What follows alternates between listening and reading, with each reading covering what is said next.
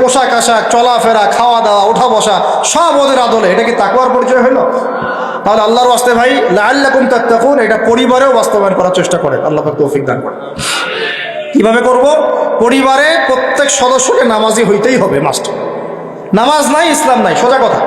নামাজ নাই ওর ভাত বন্ধ, নামাজ নাই ওর খরচাপাতি দেওয়া বন্ধ, নামাজ নাই আমার ছেলের সাথে আমার কোনো সম্পর্ক নাই, নামাজ নাই আমার মেয়ের সাথে আমার কোনো আতাত পীড়িত নাই, নামাজ নাই আমার স্ত্রীর সাথে আমার কোনো ওঠা বসা চলাফেরা নাই। একদম কঠোর হয়ে যান। পরিবার আপনি কর্তা, আপনার এক কথায় পরিবার চলবে, এক কথায় উঠবে, এক কথায় বসবে ইনশাআল্লাহ। পরিবারের কর্তা আপনি, এক কথায় পরিবার উঠবে, এক কথায় বসবে। আমি আমার স্ত্রীকে পর্দায় রাখবো, কোনো মায়ের বেটার ক্ষমতা আছে ওকে বেপর্দায় বাইরে বের করবে? ও যদি বের হয় ওর সাথে আমি সম্পর্কই রাখবো না, তালাক দিয়ে রেখে দিব, শেষ। শেষ কথা, খালাস, কুল্লু খালাস, এখানে শেষ। একদম সোজা মাসালা, কোনো দরকার নাই।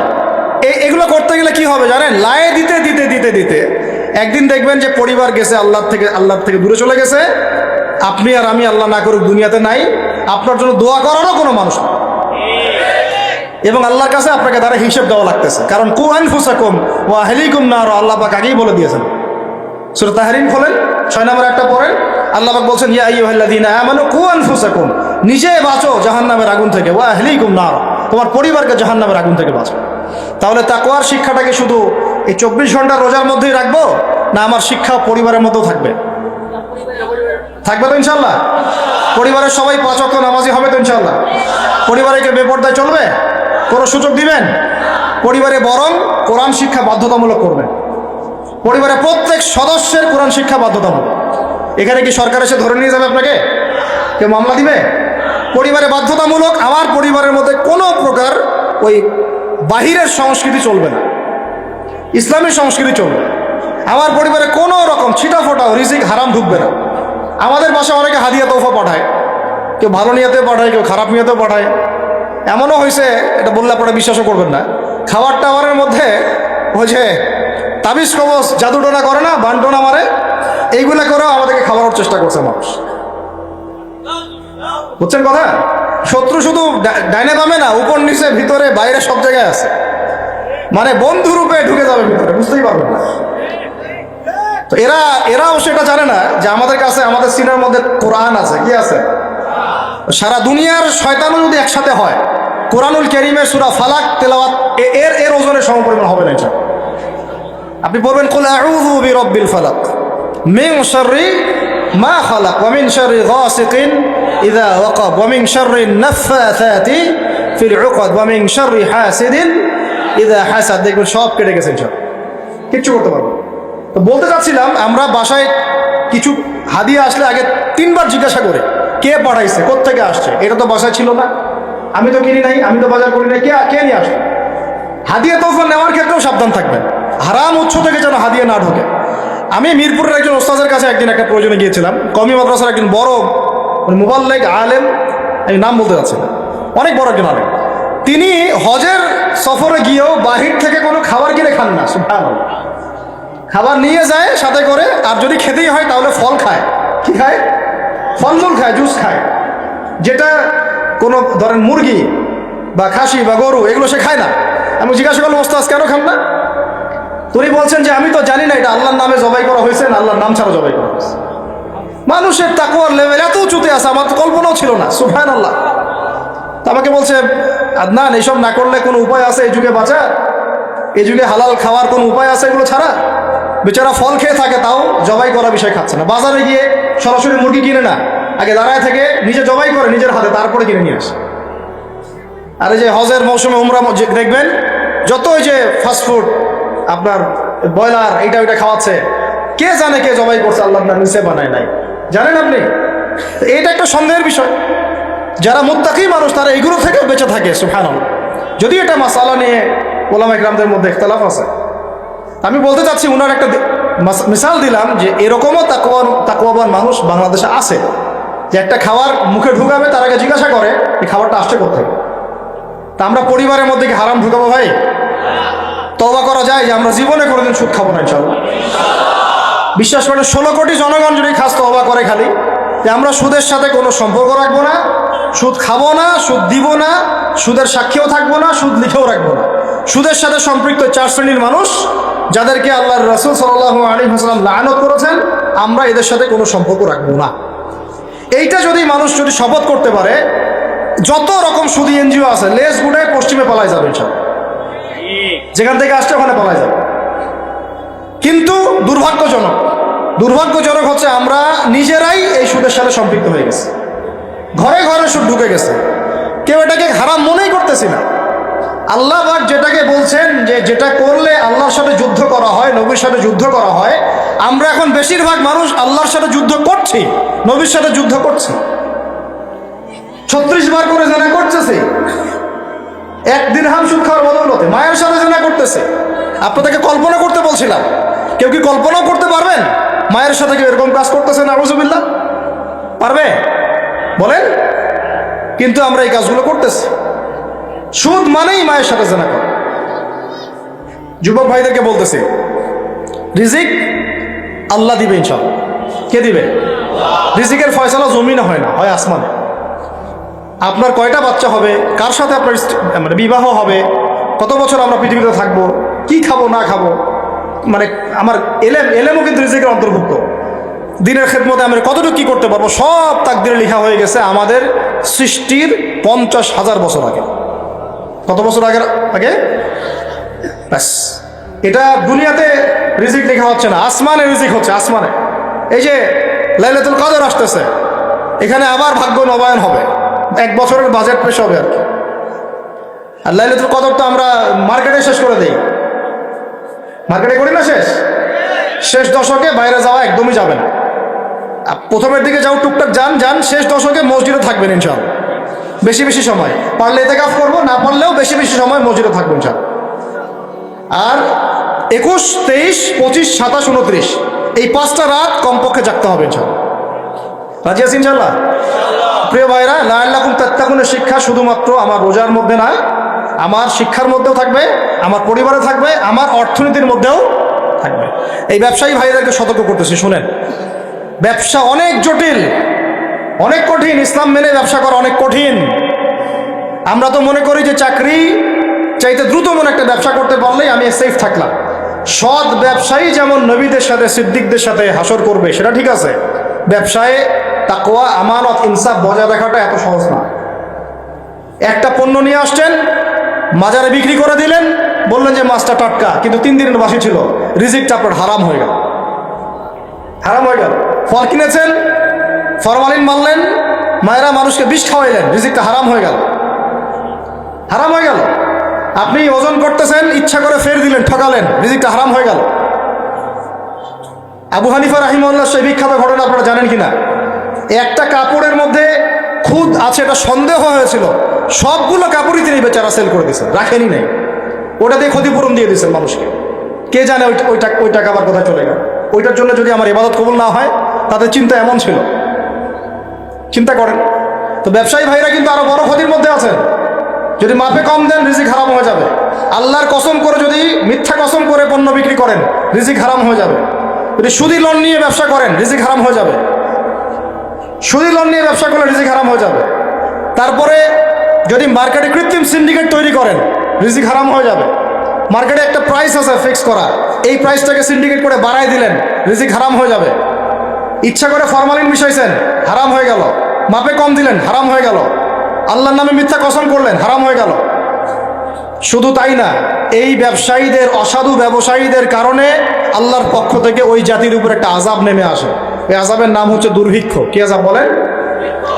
দিন আস্তে আস্তে ওইদিকে যাবে, যদি না আমরা সংশোধন হই। আল্লাহ পাক আমাদেরকে সংশোধিত হওয়ার তৌফিক দান করেন।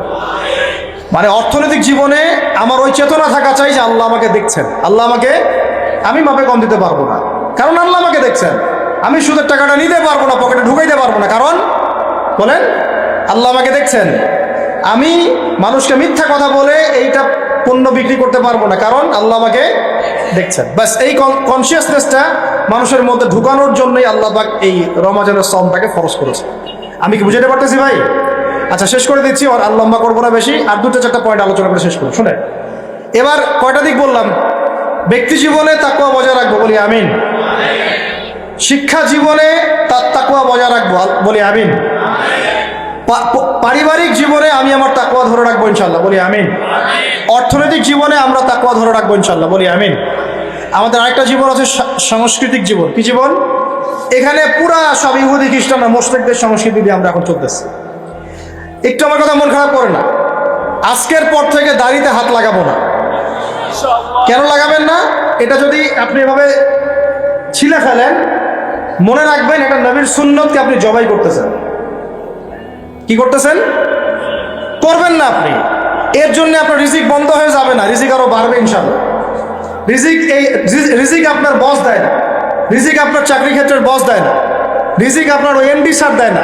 ওই এমডি স্যারের মতো কোটি কোটি এমডি স্যারকে খাওয়ান আল্লাহ পাক। কথা বুঝতে পারেন নাই? যদি বলে দাঁড়িয়ে রাখলে চাকরি হবে না, আপনি বলবেন এই চাকরির আমার দরকার নাই, আমি শশা বিক্রি করে খাবো, আমি মুদির দোকানদারি করে খাবো, আমি ছোট্ট উদ্যোক্তা হয়ে খাবো, তাও ভালো, দাড়ি তাও শেভ করবো না ইনশাআল্লাহ। যেটা করতে কথা আমি রিজিক আল্লাহ পাক দিবেন ইনশাআল্লাহ। তাওয়াক্কুল করেন, আল্লাহ পাক পাখিদেরকে যেমন করে খাওয়ায় আপনাকে খাওয়াবেন ইনশাআল্লাহ। খাওয়াবেন ইনশাআল্লাহ। আমাকে বলেন এই সমুদ্রের নিচে কত প্রাণী আছে কেউ জানে? আচ্ছা, ওদেরকে ঘুষ খাওয়া লাগে, সুদ খাওয়া লাগে, ওদেরকে আল্লাহ বিরোধী কোনো কাজ করা লাগে? কে রিজিক দেয়? এই জমিনের মধ্যে কত প্রাণী আছে? আমরা বাদ দিয়ে, মানুষকে বাদ দেন, অন্য কত মাখলুক আছে, লাখ লাখ কোটি কোটি আছে না? ওরা কি সুদ খায়, ঘুষ খায়, দুর্নীতি করে, মানুষের সম্পদ আত্মসাৎ করে? ওদেরকে কে খাওয়ায়? শুধু মানুষ আর জিন, এই দুইটা জাতি আছে যারা নিজেদেরকে মনে করে আমরাই রিজিকের মালিক। নাউজুবিল্লাহ।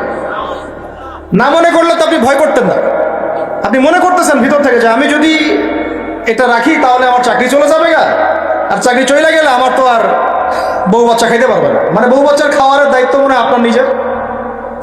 মনে করেন আল্লাহ না করুক, কথার কথা মনে করেন আল্লাহ না করুক যে বাংলাদেশে বড় কিছু হয়ে গেছে, বাংলাদেশ থেকে ধরেন 5 কোটি মানুষ নাই, গায়েব হইতে পারে না? পারে না। ওই যে যারা ওখানে 5 তলা 6 তলায় গিয়েছিল খাবার খাইতে, ওরা কি জানতো যে এরপরে এখানে পুরো মরতে হবে? জানতো? তো হঠাৎ করে আল্লাহর গজব আসতে পারে না? আর গজব ডাকার তো সব পদ্ধতি আমরা এখন অবলম্বন করে ফেলছি। গজব আসে শিরকের কারণে, শিরক দিয়ে ভর্তি হয়ে গেছে। গজব আসে হচ্ছে সুদের কারণে, সুদ দিয়ে ভর্তি হয়ে গেছে। গজব আসে হচ্ছে বেহায়াপনার কারণে, বেলাল্লাপনা, বেহায়াপনা, মানে পর্নোগ্রাফি, জেনা, ব্যভিচার ভর্তি হয় নাই?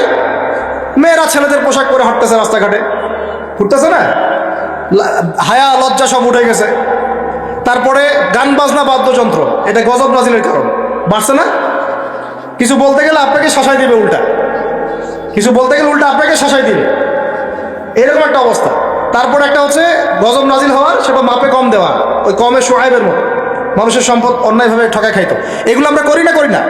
মানে শিরক, কুফরি, কেবর, অহংকার, জেনা, ব্যভিচার, মদ পান, সুদ, এগুলো আমাদের মধ্যে ছড়াই গেছে না যায় নাই? এমনকি সমকামিতাও তো ছড়াই নাই। এখন আবার লিঙ্গ পরিবর্তন করে মানুষ ট্রান্সজেন্ডার হইতেছে, ইত্যাদি ইত্যাদি, নাউজুবিল্লাহ। আর আল্লাহ পাকের বিধান, কোরআন বাদ দিয়ে তো তাগুতি বিধান চলতেই আছে না? এগুলোতে আল্লাহ পাকের শাস্তি কত কাছে মনে হয় আপনাদের? যে কোনো সময় আসতে পারে না? ওইটাই বলছিলাম, মনে করেন যে বাংলাদেশের 5 কোটি মানুষ নাই, ভূমিকম্পে ধ্বংস হয়ে গেছে, অথবা মনে করেন গজবে ধ্বংস হয়েছে, অথবা অন্য কিছু, নাউজুবিল্লাহ। আল্লাহ পাক আমাদেরকে মাফ করেন। আমি এখন ওই 5 কোটি মানুষের পরবর্তী প্রজন্ম, মানে বাল বাচ্চা কাচ্চা যারা আছে, এদের জীবন চক্র থেমে যাবে না চলতে থাকবে? বলেন, পৃথিবীর ঘূর্ণন থেমে যাবে না চলতে থাকবে? সময় থেমে যাবে না চলতে থাকবে? তাহলে আমরা কেন চিন্তা করি যে আমরা ছাড়া আমাদের পরিবার চলবে না? হ্যাঁ, আমরা এই হারাম চাকরি না করলে আমার পরিবার খাইতে পারবে না, আমি সুদ না খাইলে আমার পরিবার চলবে না, আমি সমিতিতে নাম না লেখাইলে আমার বাল বাচ্চার বেতন দিতে পারবো না। কেন চিন্তা করি হবে? আমার কথায় কি যুক্তি আছে না নাই? একটু হলেও তো আছে নাকি? আমরা যদি কেউ না থাকি আমাদের পরিবার চলবে না? চলবে। আমার আব্বা মারা গেছেন আমার বয়স যখন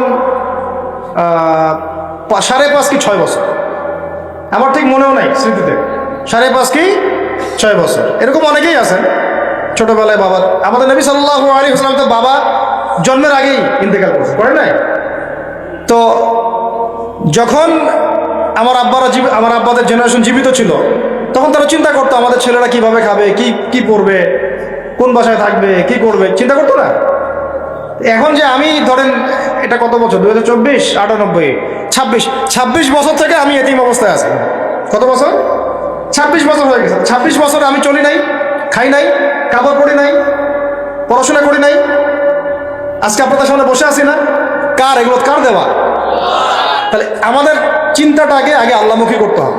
রমজান এই চিন্তাগুলো দেওয়ার জন্যই আসে, যে আল্লাহ কনসিয়াসনেস, তাকওয়া মনের মধ্যে ঢুকানো, যে আল্লাহ আছেন আমার সাথে, আল্লাহ আমাকে দেখছেন, আমার কথা শুনছেন, আমার জীবনের সবগুলো ডিপার্টমেন্ট আমি আল্লাহ ভীতি দিয়ে ঢেলে সাজাবো ইনশাআল্লাহ। তাহলে আল্লাহ পাক বেহিসাব রিজিক দেবেন ইনশাআল্লাহ, বেহিসাব ইনশাআল্লাহ। তো যেটা বলছিলাম, আর দুটা পয়েন্ট বলে শেষ করতেছি ভাই। আমরা যে সাংস্কৃতিক অঙ্গনে যখন যাব, এখানে আল্লাহ ভীতির পরিচয় দেওয়া লাগবে। আমি এমন কোনো সংস্কৃতি ফলো করতে পারবো না যেটা আল্লাহর বিরুদ্ধে যায়, রাসূলের বিরুদ্ধে যায়। সবার আগে নিজের চেহারা ঠিক করেন, কাপড় ঠিক করেন, মাথায় টুপি নিয়ে আসেন, পাগড়ি নিয়ে আসেন, ঢিলাঢালা পোশাক পরেন। আমি বলতেছি না যে আপনার শার্ট প্যান্ট পরে নামাজ হবে না ইত্যাদি, এই মাসালা আমি দিতে যাচ্ছি না, এটা অন্য মাসালা, অন্য আলোচনা। কিন্তু আমরা আমাদের নবীর সুন্নত নিয়ে গর্বিত থাকবো। এটা আমার নবীর সুন্নত, আমার নবী মুহাম্মদের সুন্নত সাল্লাল্লাহু আলাইহি ওয়াসাল্লাম, যার হাতে আমি হাউজে কাউসারের পানি খাইতে চাই, যাকে আমি স্বপ্নে একবার দেখতে চাই। দোয়া করি না আমরা এগুলা? যে রওজার সামনে গেলে আমাদের চোখ দিয়ে ধরধর করে পানি পড়তে থাকে, তিনি ওখানে জীবিত না? আমাদের সালামের উত্তর দেন না? সুবহানাল্লাহ। আমরা কি বলবো আসলে, প্রসঙ্গক্রমে কথা চলে আসে। যেই মানে জমিনে নবী সাল্লাল্লাহু আলাইহি ওয়াসাল্লাম শুয়ে আছেন, সাহাবায়ে আজমাইন শুয়ে আছেন, এখন ওইখানে দেখতেছি যে 70টা সিনেমা হল চালু হয়ে গেল। কি একটা অবস্থা! সুবহানাল্লাহ। আল্লাহর ভয় কোথায় চলে গেছে। এবং বলিউড, হলিউড সব সিনেমা হচ্ছে, গান বাজনা হচ্ছে, মানুষ দেখতেছে, মদের বার ওপেন করা হচ্ছে, মানে পশ্চিমা আদলে ঢেলে সাজাতে যাচ্ছে সবকিছু। হ্যাঁ, আর এগুলোর বিরুদ্ধে 2-4টা লাইন বললে আমাদেরকে বলবে যে আকীদা ঠিক নাই, হ্যাঁ, মানহাজ ঠিক নাই। হ্যাঁ, সুবহানাল্লাহ। তোমাদের মতো দালালি মানহাজের আমাদের দরকারও নেই। যেই মানহাজ তোমাকে সত্য কথা বলতে শিখায় না, ওইটা আবার কিসের মানহাজ? ইবনে তাইমিয়ার নাম ভাঙে খাচ্ছ তোমরা।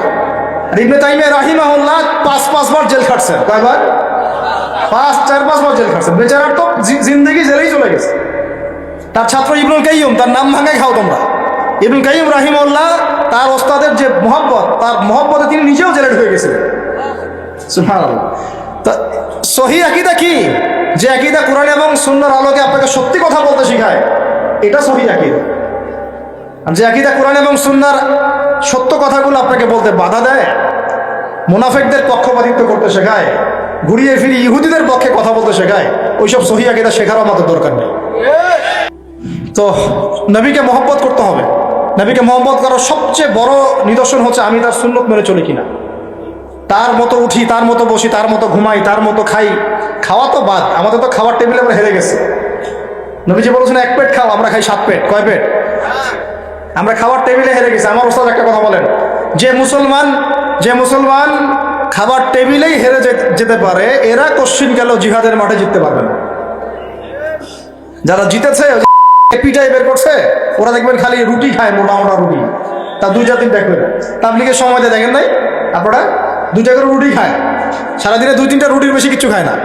ওদের ফিগার ফিটনেস আমাদের চেয়ে এত বেশি ভালো, আমার মতো 10টা ছেলেকে একাই সময় দিতে পারবে, এত ভালো। সপ্তাহে 1 দিন খালি রাইস খায়, তাও শুক্রবারে। এটা দেখছি আমরা তাবলীগে। তো তাদের দ্বারা ইসলামের যে খেদমত হয়েছে, আমাদের দ্বারা হয়েছে? খাওয়ার টেবিলে আমরা হেরে গেছি। খাবার ঠিক করেন। রমজান মাসে বেশি খাবেন না, গপ করে খাবেন না। সাহারিতে পরিমিত খাবেন, কিন্তু পুষ্টিকর খাবার খাবেন। ইফতারে আবার 7 পেট খেয়ে তারাবির নামাজে ঘুমায় যায় না। লিমিটেড খাবেন, কিন্তু পুষ্টিকর খাবার খাবেন। আর এখনকার খাবারের যে মান, এগুলো যত কম খাওয়া যায় ততই ভালো। আমার খুব মন চায় যে সব দেশি পণ্যের একটা বিজনেস শুরু করি। আমি নিয়ত করছি, আল্লাহ পাক তৌফিক দান করে দেন। মানে আমরা চাচ্ছি ব্যবসা করতে, এবং অনেক তরুণ উদ্যোক্তা আছে আমাদের ভাইরা, তাদের থেকে আমরা একটা সমন্বয় চাচ্ছি আর কি। সব দেশি পণ্যগুলো যদি একটা সুন্দরভাবে পাওয়া যায় এক জায়গায়, আমাদের জন্য খুব ভালো হয়। ফ্রেশ খাবার খেতে পারেন। এখন কোথায় ফ্রেশ খাবার পাবেন? চালে ভেজাল, মাছে ভেজাল। গোশত খাচ্ছেন আপনি, গরুর গোশত, ওইখানেও ভেজাল। খাইলে ক্যান্সার হবে। একটা ডাব কিনতে যাচ্ছেন ঢাকা শহরে, ডাব, ওই ডাবের পানি সে আগেই বের করে রেখে দিছে। কি অবস্থা চিন্তা করছেন? প্রতারণা দিয়ে ভরে গেছে পুরা, উপর থেকে নিচ পর্যন্ত খালি প্রতারণা। এত ইনোভেটিভ বুদ্ধি মানুষের মাথায়। বিশ্বাস হারাই গেছে শহর থেকে, প্রতারণা হারাই গেছে, প্রতারণা মানে আমানত উঠে গেছে, প্রতারণা নিয়ে ভর্তি হয়ে গেছে। স্তরে স্তরে আমরা এইভাবে একে অপরকে ঠকাচ্ছি। কে কাকে ঠকাবো এটাকে আমি ক্রেডিট মনে করি। আর পরিচয় হয়ে গেছে আমাদের এরকম, ভাই কি নাম, কি করেন, আমার নাম অমুক, ওই যে দেখতেছেন 10তলা বিল্ডিংটা ওইটা আমার, এটাই পরিচয়। কি নাম আপনার, কি করেন, পেশা কি, ওই যে অমুক জায়গায় একটা সোসাইটি আছে, ওই সোসাইটিতে একটা ফ্ল্যাট আছে আমার, এটা পরিচয়, এটাই পরিচয়।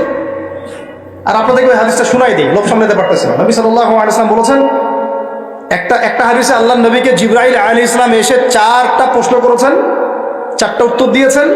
শেষেরটাতে তিনি বলেছেন কিয়ামত কবে হবে আমি জানি না, মাল মাসউলু আনহা বিআলামা মিনাস সাইল। প্রথমে ছিল ইসলাম কাকে বলে, ঈমান কাকে বলে, ইহসান কাকে বলে, তারপরে প্রশ্ন করেছেন কিয়ামত কবে হবে, তিনি বলেছেন আমি জানি না। মাল মাসউলু আনহা বিআলামা মিনাস সাইল। প্রশ্নকারী উত্তরদাতা চেয়ে বেশি জানে না, বা আমাদের দুজনের কেউই জানে না এক্স্যাক্টলি কোন ডেটে কিয়ামত হবে।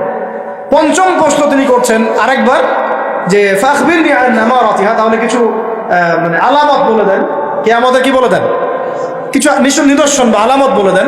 নবী সাল্লাল্লাহু আলাইহি ওয়াসাল্লাম এমন 2টা আলামত বলেছেন যার সাথে বর্তমান বিশ্বের প্রত্যেকটা বড় বড় শহর মিলে যাবে, প্রত্যেকটা বড় বড় শহর, এমনকি আমাদের ঢাকাও। নবীজি বলছেন, শুনেন সাল্লাল্লাহু আলাইহি ওয়াসাল্লাম, তিনি বলছেন আন তালিদা লামাতু রাব্বাতুহা, যখন দেখবা যে দাসী তার মনিবকে জন্ম দিচ্ছে, দাসী তার মনিবকে জন্ম দিচ্ছে। অনেক ব্যাখ্যা হয়, ওলামায়ে কেরামের একটা ব্যাখ্যা বলা সবক শোনাই দিচ্ছি। ওলামায়ে কেরামের একটা সবক হচ্ছে দাসী তার মনিবকে জন্ম দিচ্ছে মানে শেষ জামানায় সত্য হবে মিথ্যা, মিথ্যা হবে সত্য, ন্যায় হবে অন্যায়, অন্যায় হবে ন্যায়, হক হবে বাতিল, বাতিল হবে হক। মানে আমানতদার তাকে বলবে খেয়ানতকারী, খেয়ানতকারীকে বলবে আমানতদার, মানে উল্টায় যাবে মানদণ্ডটা। এটা হচ্ছে দাসী মনিবকে জন্ম দিচ্ছে, কারণ আসলে দাসী মনিবকে জন্ম দেয় না। আরেক শ্রেণীর ওলামায়ে কেরাম তারা বলেছেন যে এর অর্থ হচ্ছে এমন যে পিতা মাতার সাথে দাস দাসীর মতো আচরণ করা হয়, এটা একটা ব্যাখ্যা। তো এরপরে দেখেন এই আলামতটা মিলে যায় না আমাদের সোসাইটির সাথে, সমাজের সাথে, বিশ্বের সাথে, মানদণ্ড উল্টাই গেছে না। আরেকটা যেটা, এটা আপনার সামনে চোখ খুলে দিন।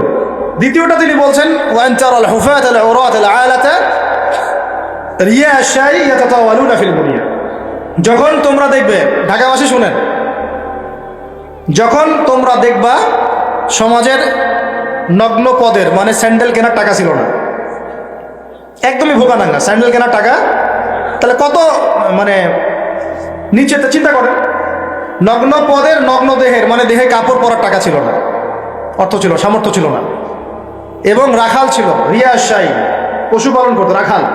এরা ইয়াতাতাওয়ালুনা ফিল বুনিয়ান, এরা উঁচু উঁচু বিল্ডিং নির্মাণ করবে না, বরং উঁচু উঁচু বিল্ডিং নির্মাণের প্রতিযোগিতা করবে। কিয়ামতের অন্যতম একটা নিদর্শন হচ্ছে যাদের পায়ে স্যান্ডেল ছিল না, গায়ে কি ছিল না, কাপড় ছিল না, রিয়াশাই রাখাল শ্রেণীর মানুষ ছিল, এরকম নিম্ন শ্রেণীর মানুষেরা উঁচু উঁচু বিল্ডিং নির্মাণের কি করবে, প্রতিযোগিতা। আপনার 10 আমার 15, আপনার 15 আমার 16, আপনার 4টা ফ্ল্যাট আমার 5টা, আপনার 2টা বাড়ি আমার গুলশান বনানী বাড়িধারা, এগুলো মিলে 4টা 5টা বাড়ি। ইয়াতাতাওয়ালুনা ফিল বুনিয়ান, কিন্তু শুরুতে দেখবেন এদের পায়ে কিছুই ছিল না, স্যান্ডেলও ছিল না, গায়ে কাপড়ও ছিল না। এটা কিয়ামতের অন্যতম শ্রেষ্ঠ একটা নিদর্শন, যেটার মধ্যে পুরো এই বিশ্বটা এখন ডুবে আছে। আমি একটা প্রশ্ন করি, এখন আপনাদেরকে উত্তর দেন দেখি, কিভাবে হালাল পথে এরকম শ্রেণীর মানুষেরা এত উঁচু উঁচু বিল্ডিং নির্মাণের প্রতিযোগিতা করতে পারে? কিভাবে সম্ভব, কিভাবে সম্ভব বলেন? আপনি দুজন কি এখন 50 তলা বিল্ডিং নির্মাণের প্রতিযোগিতা করতে পারবেন এখন এই অবস্থায়? এখন আমাদের কনক্লুশন শুনেন, এটা সম্ভব 3টা মাধ্যমে। কটা মাধ্যম? এক, হয় অন্যের সম্পদ গুন্ডাগিরি করে, জুলুম করে, ওই যে মারামারি কাটাকাটি দাঙ্গা হাঙ্গামা করে দখল করতে হবে, জুলুম করে। এক, এটা হচ্ছে না, সমাজে হয় নাই, ভূমিদস্যু নাই, হরও দাপট দিয়ে সব দখল করে ফেলতেছে, পরকালে কোনো ভয়ই নাই, আল্লাহ পাক যে কাঁধের মধ্যে 7 তবক জমি চাপাই দিবে এটা ভয় নাই। মানে মানুষের, আল্লাহ পাক আমাদেরকে হেদায়েত দান করে না, আমিন। মানুষের চিন্তা এখন এমন জায়গায় গেছে, লাস্ট টাইম আমি উত্তরবঙ্গে একটা সফর করেছিলাম, ছেলে পেলে মানুষকে ঠকাচ্ছে, ঠকায় ভিসার প্রতারণা করে মানুষকে মানব পাচার করতেছে, এটা একটা চক্র ধরা পড়ছে। তো এই চক্রের একজনের সাথে আমাদের একদিনই ভাইয়ের কোনোভাবে একটা কথা হয়েছে, দাওয়াত দিচ্ছে সে, মসজিদে নামাজ পড়তে আসছে, জিজ্ঞাসা করছে কি করেন, বলছে আমরা এরকম ভিসা টিসার এগুলো ব্যবসা করি। তো বলছে এগুলো হারাম। তা আপনাকে আল্লাহকে ভয় করে না, ভয় লাগে না? বুঝছেন কথা? তাদের কথাটা এরকম, আমরা জানি ভাই আমরা জাহান্নামে যাবো, নাউজুবিল্লাহ। চিন্তা করছেন কথাটার লেভেলটা কি? আমরা তো জানি ভাই আমরা জাহান্নামে যাবো, মানে মেনেই নিছি আমরা, নাউজুবিল্লাহ। তো এই অবস্থায় চলে আসছে। তো এইভাবে মানুষের জমি দখল করে হতে পারে একটা পদ্ধতি। দুই হচ্ছে সুদের মাধ্যমে। কিসের মাধ্যমে? সুদের মাধ্যমে। এটা হচ্ছে একদম জাজল্যমান একটা মিসাল হতে পারে এই যুগের জন্য। এর মধ্য দিয়ে নগ্ন পদের নগ্ন দেহের মানুষরা উঁচু উঁচু বিল্ডিং নির্মাণ করতে পারে। প্রত্যেকটা বড় বড় বিল্ডিং এর পিছনে, ইটের পিছনে পিছনে, প্লাস্টারের পিছনে পিছনে, একেবারে রডের পিছনে পিছনে সুদ আছে আর সুদ আছে। এমনকি আমি ধরেন যে একটা জায়গায় ভাড়া থাকি, ফ্ল্যাট নিয়ে একটা ভাড়া থাকি, ওই ভাড়া তো আমাকে দিতে হচ্ছে না। ওই ভাড়া হয়তো দেখা যাবে ফ্ল্যাট মালিকরা যারা আছে ওরা নিয়ে ওদের সুদের লোন শোধ করতেছে। এটা সেই যুগ হয়ে গেল যে আমি সুদ থেকে বাঁচতে চাচ্ছি, কিন্তু কোনো না কোনোভাবে আমিও জড়াই যাচ্ছি। বুঝতে পারতেছি না মনে হয়? আপনি খাচ্ছেন না, কিন্তু আপনাকে আপনার রিজিককে পুঁজি করে আপনি সমর্থন করতেছেন, বা আপনাকে করতে হচ্ছে, বাধ্য হয়ে যাচ্ছেন আপনি। আর একটা ওয়ে হতে পারে, সেটা হলো একটা কি হতে পারে বলেন? আমি তো একটা বলে দিলাম, একটা বললাম অন্যায় দুর্নীতির মাধ্যমে, একটা হচ্ছে কি সুদের মাধ্যমে, একটা হচ্ছে জুলুমের মাধ্যমে। কিসের মাধ্যমে? জুলুমের মাধ্যমে অন্যের সম্পদ আত্মসাৎ করে উঁচু উঁচু বিল্ডিং নির্মাণ করা সম্ভব। তাহলে এখন আমাকে বলেন, এই পুরো সিচুয়েশনের মধ্যে আমরা পড়ে আসি না নাই? তাহলে আমরা কি আমাদের একটু মানে রমজান মাসে নিজেদের নিয়ে ফিকির করা উচিত না যে আমরা যে পরিস্থিতির মধ্যে আছি এটাকে বোঝার চেষ্টা করা উচিত। এরপরে যে পাপগুলো চারপাশে চলতেছে এগুলোতে ভয় পাওয়া উচিত। কোন দিন আল্লাহর গজব নেমে আসে, এখান থেকে নিজে থেকে বাঁচিয়ে রাখা উচিত, মানে সর্বোচ্চ চেষ্টা করা উচিত দূরে থাকা, এবং একই সাথে এগুলোকে সংশোধনের জন্য ফিকির করা উচিত। এই সংশোধন একা একা হবে না, এই সংশোধনের জন্য দরকার ব্যক্তিগত উদ্যোগ, উলামায়ে কেরামের পদক্ষেপ, তাদের ঐক্য, মসজিদ মাদ্রাসার ভূমিকা, সর্বোপরি রাষ্ট্র শক্তির একটা ভূমিকার দরকার আছে। আমি বুঝাই একটা জিনিস আপনাকে। এই যে জুব্বাটা আমি পরে আছি, এটা মনে করেন আপনি হাতে তৈরি করেন, হাতে হাতে তৈরি করেন। যে টেইলার আছে না আমাদের, হাতে হাতে তৈরি করেন পাঞ্জাবি, আর আপনার একটা জুব্বা তৈরি করার ফ্যাক্টরি আছে। উৎপাদন কোনটার বেশি হবে বলেন? যে হাতে হাতে তৈরি করে ও বেশি উৎপাদন করতে পারবে, না যে ফ্যাক্টরি দিয়েছে সে বেশি উৎপাদন করতে পারবে? ইসলামী রাষ্ট্র হচ্ছে এরকম একটা ফ্যাক্টরি, যেটা চাইলে অনেক অনেক বেশি ভালো ভালো প্রোডাক্ট জনগণকে খুব দ্রুত সময় দিতে পারে। আমি দাওয়া দিয়ে যতটুকু ইসলাম এবং সংশোধন করতে পারবো, একজন ওমরের মতো রাষ্ট্রপ্রধান চাইলে পুরো সমাজটাকে অনেক সহজেই সংস্কার করতে পারবেন। এই জিনিসটার ঘাটতি আছে না নাই? আমরা দোয়া করি আল্লাহ পাক আমাদের প্রত্যেক এলাকার মেম্বার, চেয়ারম্যান, এমপি, মন্ত্রী যারা যারা আছে সবাইকে ইসলামের সহি বুঝ দান করেন, তাদের সবাইকে ইসলামের জন্য কাজ করার তৌফিক দান। তারা যদি সৎ উদ্যোগ নিতে পারে সমাজের এই সমস্যাগুলো কেটে যাবে। আর আমরা বয়ান করে, দাওয়াত দিয়ে, মাহফিল করে কতটুকুই বা আমরা কাজ করতে পারবো? কতটুকু করতে পারবেন? বেশি করতে পারবেন না। আল্লাহ পাক আমাদের সবাইকে এই রমাজানে পরিশুদ্ধি অর্জন করার তৌফিক দান করেন।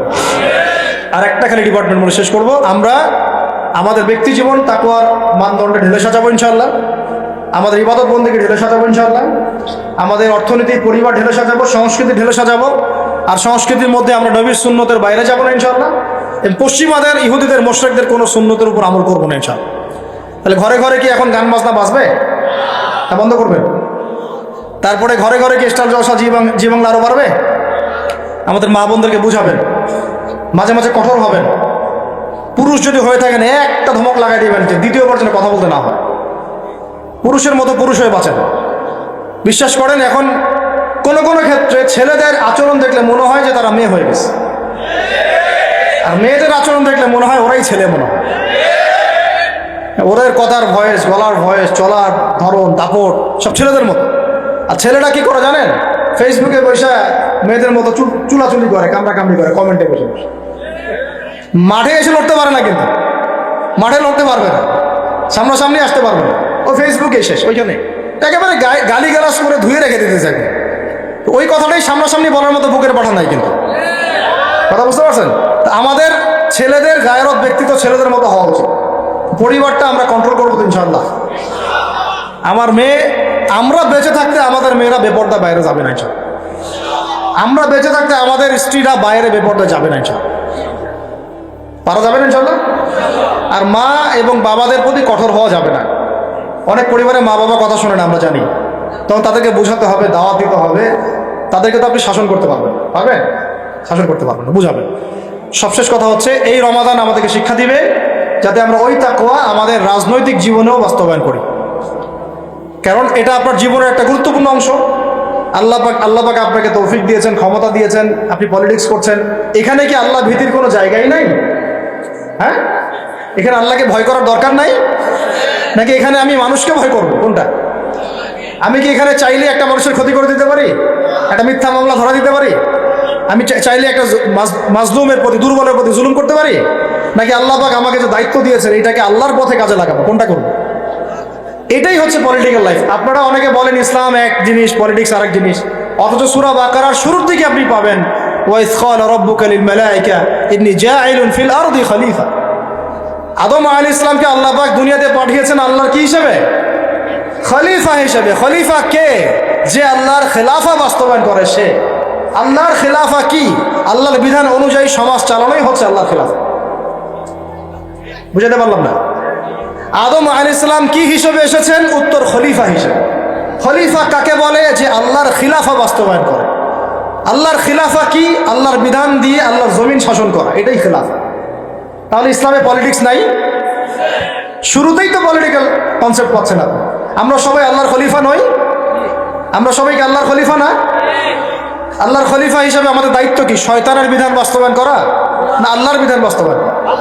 এটা হলো আমাদের পলিটিক্যাল হেদায়েত কোরআন থেকে। আল্লাহ রাব্বুল আলামিন আমাদের সবাইকে কথাগুলো বোঝার তৌফিক দান করুন। শেষ করার আগে আমরা একটু নিয়াত করি, এই রমাদানে ইনশাআল্লাহ আমরা সময়কে সর্বোচ্চ মূল্যায়ন করব ইনশাআল্লাহ। এক, দুই নাম্বার, মানসিক, শারীরিক, আত্মিক প্রস্তুতি নিব যে রমাদান আসতেছে, একটা গোল্ডেন অপরচুনিটি আমার সামনে আসতেছে ইনশাআল্লাহ। তিন নাম্বার, এই রমজানে আমার প্রধান পাঠ্য বই হবে আল কোরআন, কারণ শাহরুর রমাদানাল্লাযী উনজিলা ফীহিল কোরআন। এই রমাদান সেই মাস যে মাসে কি নাজিল হয়েছে? কোরআন নাজিল হয়েছে। তো আল্লাহ পাক আমাদের সবাইকে রমজান মাসে বেশি বেশি কোরআন তেলাওয়াত করার তৌফিক দান করেন, কোরআনের অর্থ পড়ার তৌফিক দান করেন, এর আদেশ মানার তৌফিক দান করেন, এর নিষেধ ছাড়ার তৌফিক দান করেন, কোরআনের দাওয়াত মানুষের কাছে পৌঁছানোর তৌফিক দান করেন এবং কোরআনের সমাজ বাস্তবায়নের তৌফিক দান করেন। চার নাম্বার হচ্ছে, রমাদান মাসে আমরা একেবারে ভরপেট খাবো না ভাই, ঠিক আছে ভাই?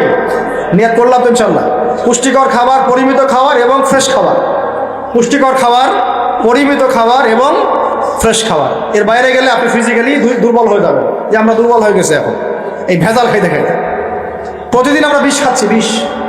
কেমনে যে আমরা বাইচে আছি আল্লাহই ভালো জানে, সিরিয়াসলি বলতেছি। খাবারের যে অবস্থা, কেমনে যে আমরা বাইচে আছি আল্লাহই ভালো জানে। এই অধিদপ্তরগুলো যারা নিয়ন্ত্রণ করেন তারা যদি আইনের সুশাসন নিশ্চিত করতে পারতেন, মোবাইল কোর্ট বসায় বসায় ওমরের মতো শাস্তি দিতে পারতেন, কারো সাহস ছিল না খাবারে ভেজাল ঢুকায়। জাতিকে মেরে ফেলতেছে, তো জাতিকে মেরে ফেলতেছে, ছেলে বাচ্চাদেরকে মেরে ফেলতেছে, বাচ্চাদের ব্রেন ডেভেলপমেন্ট হতে দিচ্ছে না। আমি তো প্যারেন্টিং নিয়ে পড়াশোনা করেছি অনেক, বাচ্চাদের ব্রেন ডেভেলপমেন্ট হতে দিচ্ছে না। খাদ্যে বাচ্চাকে কি কিনে দেন? চিপস কিনে দেন, চকলেট কিনে দেন, এটা কিনে দেন, সবই বিষাক্ত জিনিস, সব বিষাক্ত। আমরা কি খাই? ফাস্টফুড, পিৎজা, বার্গার, রাস্তাঘাটে সব বিষাক্ত জিনিস। চাল, ডাল, তেল, লবণ যা যা খাচ্ছেন, মশলা, এর মধ্যে দেখবেন মিশাই দিছে ইটের গুঁড়া, ভুসি।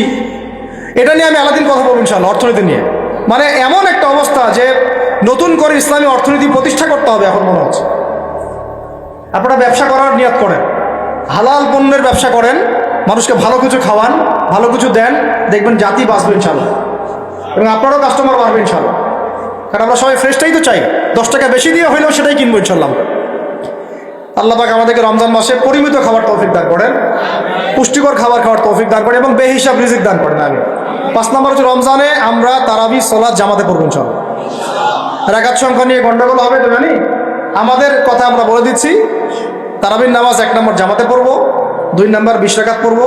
কেউ যদি বলে আমি কম পড়ি, বলবেন ওকে পড়েন, কোনো সমস্যা নেই, আপনি পড়েন, কোনো সমস্যা নেই। কেউ যদি বলে আমি আরো বেশি পড়ি, পড়েন, সমস্যা নেই, 40 রাকাত পড়েন আপনি, কোনো সমস্যা নেই। আমরা 20 রাকাত পড়ি, জামাতে পড়ি, কিন্তু সমস্যা তখন হবে যখন আপনি বলবেন আমাদের 20 রাকাতটা বেদাত। যদি এই কথাটা বলেন তাহলে সমস্যা হবে, তখন আমাদের সাথে মাদ্রাসায় বসতে হবে। আর আমি তো বলছি মাদ্রাসায় এরা বসবে না। কোথায় বসতে চায়? অনলাইনে। অনলাইনে তো আর আপনি বই খুলে এগুলো ধরাইতে পারবেন না। মাদ্রাসায় বসলে তো কিতাব আদি ধরাইতে পারবেন। রেফারেন্স দিচ্ছে যে বইগুলা, ওই বইগুলা খালি পিছনে থাকবে, বলতে হবে খুঁজে নিয়ে আসেন বইটা কোথায় আছে, ব্যাস করলো খেলা, আর কিছু করা লাগবে না। তো যাই হোক, ওইদিকে আমরা যাচ্ছি না। আল্লাহ পাক আমাদের সহি বুঝ দান করেন। আমরা আমাদের মাসলাকে আছি, জামাতে সালাত পড়বো ইনশাল্লাহ, তারাবি সালাত, খতমে কোরআন পড়বো ইনশাল্লাহ, এবং চেষ্টা করবো 20 রাকাত পড়ার ইনশাল্লাহ। কেউ যদি বলে এটা বেদাত, তখন আমাদের সাথে বসাই দিব, ওলামা কেরামের সাথে বসাই দিব।